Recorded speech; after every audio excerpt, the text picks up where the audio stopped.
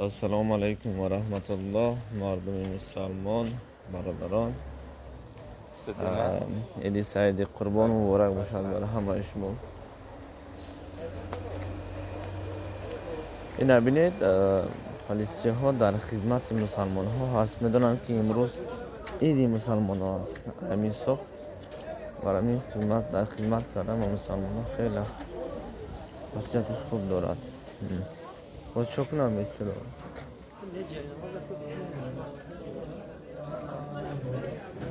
السلام علیکم و رحمت الله.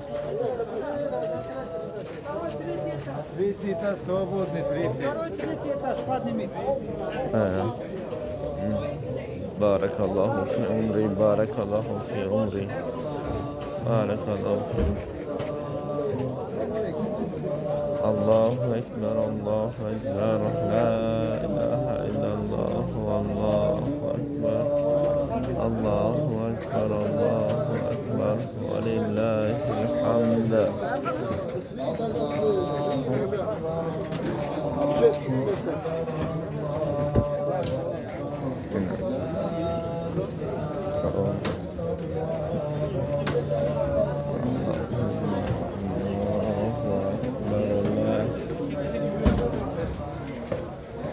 ما شاء الله ما شاء الله بارك الله في عمري روی بهدا.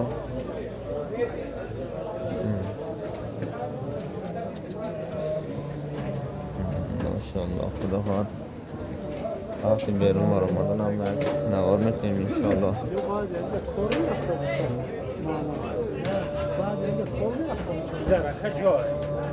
ای چرا تاش کلی آگو شما کجا میرین؟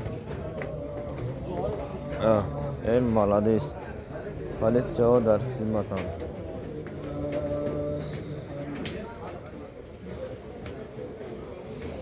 ماشاءالله ماشاءالله الله اکبر.